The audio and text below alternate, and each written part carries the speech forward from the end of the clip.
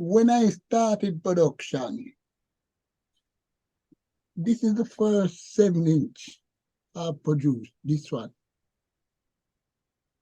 And the first label, the U label.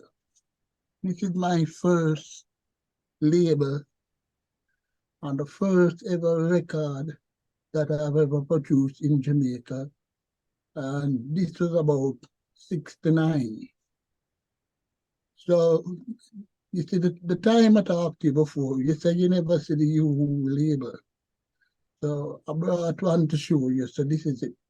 This is the first ever record that I produced and put out. This is what started me in the business. And as I say, I would have been still using the U label today if years later Michael Rose didn't ask me for it. And I said to him, say, all right, use the name Euro, and then I would have changed to something else. Was it Michael or was it Ducky Simpson? No, Michael. I really talk to Ducky. You see, Michael would know about the U label simply because Errol Wilson was a member of the Royals. So when Errol went back to Jamaica, he linked up with Ducky Simpson and Michael Rose. But the original person for Black U was Dan Carlos. He was the first lead singer. So when Dan went solo, because Michael Rose was a solo singer down on the North Coast. So when Errol went back without Schooner, he went and linked up with Michael Rose. And that was when them started the first album for Jammies. And Errol make one of the most fatalist mistakes in his career was when he went into Black Euro, him changed his name to Errol Nelson, which him don't name Nelson. His right name is Wilson. So Errol would have been the one who told Michael Rose about the Euro.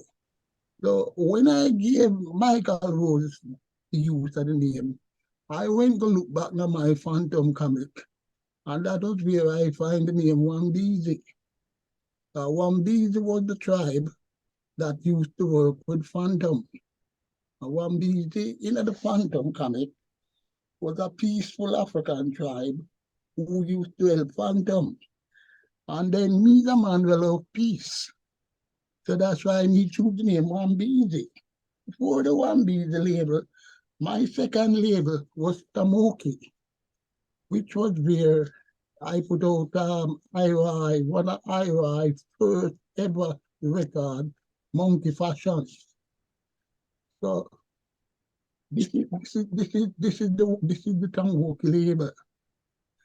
So actually, the music collectors really don't know, say the U label is a more valuable 7-inch than the Wambezi label because it's the first ever record that I pressed in my career years before the Wambezi label. But if you go back to pick up the pieces, there's something again that I like the world to know. Is again, this is the first ever Pick Up the Pieces album that was manufactured. This is the only production. It is my only production that was ever manufactured in Jamaica. And this is the album that started off Gussie Clarke, who to me is a thief, a criminal, and a hustler, Gussie Clarke. Because this is where I come from. As him used to buy pre-release and sell. So I meet him. And when I finished the Pick Up the Pieces album, I had it on 1/4-inch tape. I didn't have the money to put it out. And Gussie said to me, say, give him the tape and he will put it out. And I gave Gussie Clarke the tape. And Gussie Clarke manufactured the album, which is the first album Gussie Clarke ever manufactured. Impressed my album. Him export it to Europe, America.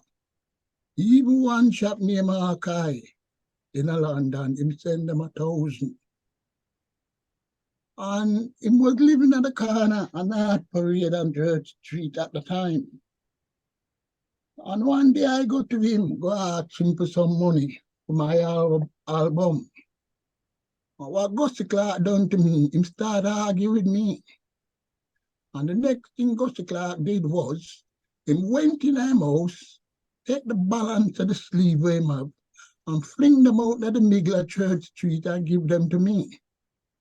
Which is humiliate me. And until this day, Gussie Clarke don't pay me a penny for the album we start him up. And I will never ever forgive Gussie Clarke. Another man who me not forgive to is Vivian Yabby Jackson. Everything that Yabby know about music, me teach him.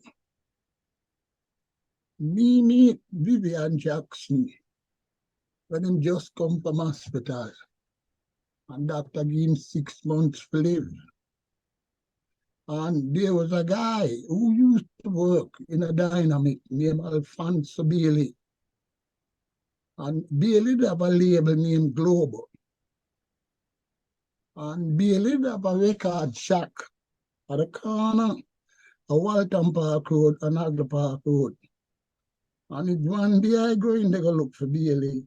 I meet Yabby who just come from hospital. And doctor gave him 6 months to live. Yet him live 30 years more. And I invite Yabby. Oh my God, the time he live a Savage Road, just 5 minutes down the road from King Tubby's, my good friend. And it's in a Savage Road, like Dan Carlos. Yabby learn everything about music. Yabby was never ever into music. Yabby used to make Dutch pot, clay pipe, down on the gully bank in a water house. And then Monday, what them did I do? Them did have practice to deal with the spirit of the dead. That them Monday did I do. And because of that, them Monday have to sleep out of the night during night time. Can't deal with any woman. Is how the man, that's how comes and take sick name joints. And him become partially crippled for the rest of his life. And I teach Yabby all we know. And family man, Bill the Conquering Lion read him for nothing. Family man play bass, keyboard, guitar. Only thing family man never play is the drum. And give Yabby as a start in the business. And then Clinton Ferran, Albert Griffith from Gladiators, them. They make full rhythm for him with where him and Royal did a verse. And them 4 tune there, we Royals and Yabby were voiced them down a Black Hawk studio with Lee Perry, which is the 4 best tune Yabby has ever done. And them 4 tune there, Yabby never ever give me or my group any credit. And me and my group sing harmony upon them tune there. And the two of them is Love Thy Neighbor, Rum Come Rally, Carnal Mind, Javengeance. Them 4 tune there. The full Royals group sing the harmony of Black Hawk Studio. And them that was started Yabby. There was no profit. The Royals sing the harmony, Lime Tell. That's why it upset me with them man there. All of them man there who me help, loads of them man there me help. Them open the door, but them never ever leave it up that me could have come back through Let a man again like Prince Lincoln, Thompson, all them man, them help them make them album, bring them come England. And with them man, they do the one murder me. And all help me, Yabby, you, me, help him make the Conquering Lion album, his first album. He help him make it. So them tune that went about Vivian Jackson and the Prophet. If you listen to them four tunes and even chant, you hear my voice stick out there like a sore thumb. Errol Wilson, Keith Smith, right? The four we sing harmony on them tune there. Yabby never, ever, ever mention me. And in the end, Yabby, you didn't want to send me to prison. That's what him done to me. When him done, him come to me one day after all the help, which is a long story, me give me name career. And when him do well, and him just put out the Wayne Wade album, Black is Our Culture, him said to me, he said, him have order for 500 of one of my 7-inch. And them days, when a man want 500 record, boy, are you happy? I borrow the money, press the record, and give to Yabby. 6 months later, don't get paid. And one day I go in the yard, time him live on Mullines Road. I say, Yabby, what happened? You know what him tell I? Him never have no order for the record. Him didn't want my record for go a decoy with a shipment of weed to Canada. Right? They send me go to prison for something we don't know about. Yet, Yabby, you have loads of record on him moon. Could have sent with him weed and when did I deal with it? You see, these are the thanks to me get to help them man there. You understand? Them I could have go on with them man there. Like Prince Lincoln is another one again. Him is a offspring from the Tartans. And if me help him work, that is another long story with me. And that album, every inch of the way is dead. Until this day is dead. Problem. You see, when people don't have good heart and them say them are dread, you understand the crisis follow them. And in a Jamaica, 3/4 of the business is corrupted. It mixed up in a wobia, voodoo, all kind of things. And people do them things like in a Jamaica, if you have a headache or a toothache, you don't go to a doctor, you go to a wobia man. That's how we grew up, and that come from slavery.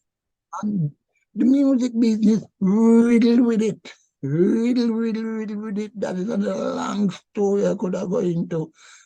And with my history, I working at the post office. You understand me? I can tell you a lot about it. When him start to record with Cedric Martin, Cap and Johnny Cool, right? It me pick the band for them, carry them go to Channel 1 when them do the first tune, Love the Way It Should Be, Kingston 11. And when me first come England, 1978, United Artists sent for me. And me was with a man named Mojo. Mojo did a run ballistic record. And one day me in there, with a guy who me there stay with from Jamaica, and them I play the tune named Love the Way It Should Be by Prince Lincoln. And me said to my friend, say, but here's sax I sing that. And Mojo, the boss to the company, overheard the conversation with me, and him said to me, what did you say? I said, that's sax singing. So him say, you know the guy? I say, yes, man, I'm a football mate, that man. So then Mojo said to me, you know, the record was playing on a Never King label. And the record was pirated. And Mojo said to me, say, he meet the man where the reggae world in England would have loved to find, but them can't find him. And they would have never find him until this day, because no Prince never in the ghetto of Jamaica. Never named Prince Lincoln. So if you look for a Prince in the ghetto, you can't find him. They say, Mo, and the Prince Lincoln, we know him as the name Johnny Red Sox. And Mo said to me, sir, I'm going to Jamaica with the next day. And Prince Lincoln did a pigeon gang. And in the passing scholarship, I went to Excelsior High School, one of the top schools in Jamaica. And because I'm not a gang, then expel him. So Prince Lincoln did a plan Colorado behind D&G. D&G will make the beer on Spanish Town Road. Down there, so you can't go down there, so it was a fishing beach down there. And if you don't know, you can't go down there. And I down the same live in a little shack without window. And when me carry Mojo go back to Jamaica and carry him down Huntsby Road, about 500 little picnic with them nose around from look on a white man. Never see a white man before, I steer upon him. And I call Prince, I call Johnny Red, Sack. I say, Sacks, I bring a white man for meet you, you know. He say, what? I say, yeah, man. And I say, Mo, this is the man where you look for. I never have no shirt and barefoot, no shirt. I saw him meet Prince Lincoln. And they attack, and Prince said to him, say, him have an album finish, which was the Humanity album. Put it on them, baby. Who say what? So both he would have loved the album. So he asked me now for a book through the time of RG for mix with Morris. And me remember the day when I leave Prince said to me, say, right, they make the white man left something with me no man, and the sister we hungry. So I said, Mo, give him $200. No, say, no, I can't give him any money here, man, they will kill me, man. I'm drinking and say, Mo, the man can't touch you, yes, so man, you're safe, man. Any man touch you, you're dead, man. Yes, so man. I'm going to take out $200 and give him. That's where it starts. We book the studio time, mix the album, Hear Tragedy. Hear Tragedy after that until this year, that album passes. Simply. I did tell Mojo, it's not his money make the album. The bulk of the money will make that album was Errol Thompson. Not the engineer, no. Errol Thompson, the DJ who used to work for JBC. Marcia Griffith have 2 kids for him. That Errol Thompson. His money make the album. And then Cap and Johnny Cool, who was political gunman, them have money in it. So I did tell Mo from the beginning, say, it's not Prince Lincoln money make the album, says you're going to touch it. Go about it the right and proper way. More than here. Him from the day I meet Prince Lincoln, him get fascinated by him. And mix the album, bring it from England. And then me did have a girlfriend live out of Bell Rock, out 3 Mile. So one day me sit down out there, I see Cap and Johnny Cool said to me, boy, I ride the dread down in England, you know. You see, me help the man, bring a white man there, and the man can't, and him not tell me, so them said see him. So me feel like, me say, Sacks do that. But me not say nothing. Would you bring the man to England? Give him £30,000 for the album. Set him up nice. Prince Lincoln come back to Jamaica, go down Huntsby Road, well trash. Don't give nobody a penny. The next thing me know, me start get death threat over it. The like cousins, you bring white man come to Jamaica, come here, you know. That me don't know nothing about it.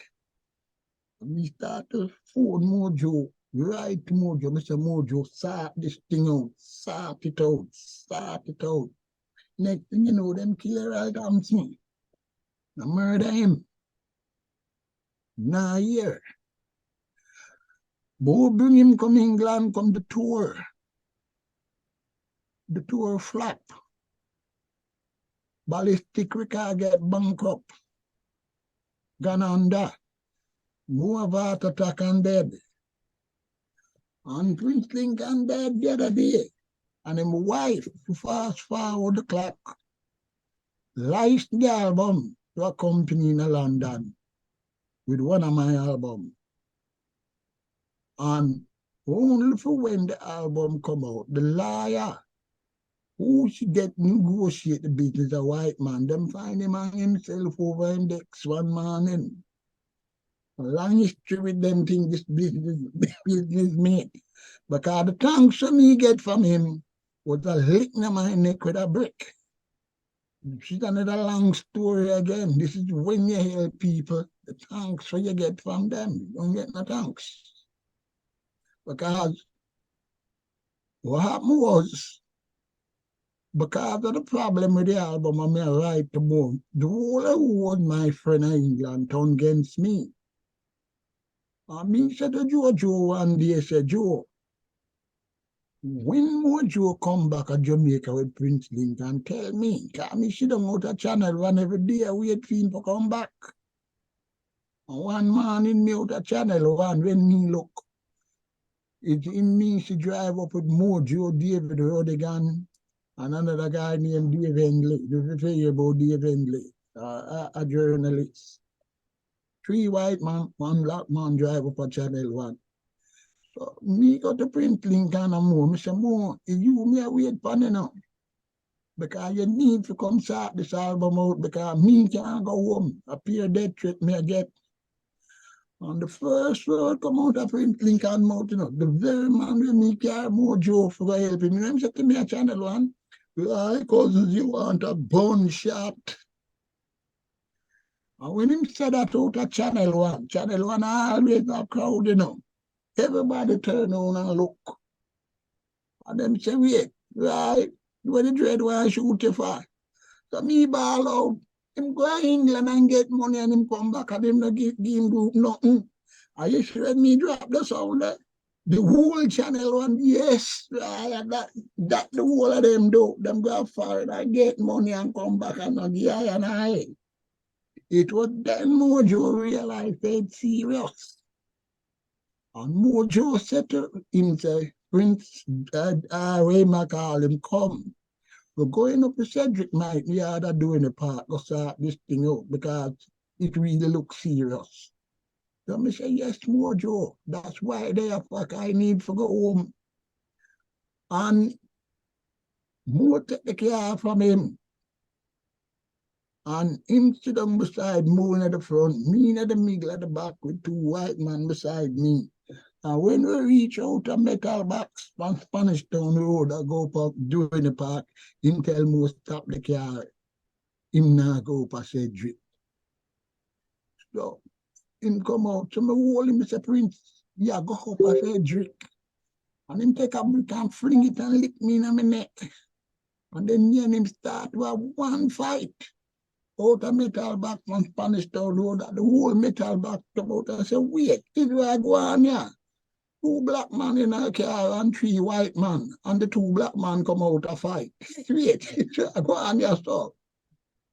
Again, is when more hear that, more come separate me and him run go down on Spear Road. You see, these are the times so you get to help them, man, yeah. Car more, go up a Cedric, because I say, Mr. Mo, Cedric might, yeah. Mr. Him sing from the Love the Way It Should Be album, you know, and him also helped finance it. And Cedric Martin was the lead singer for the Tartans. And when me carry him to Cedric, I say, Cedric, see the boss for the company from England, yeah. Deal with it to them. And me go home. That's how me go home.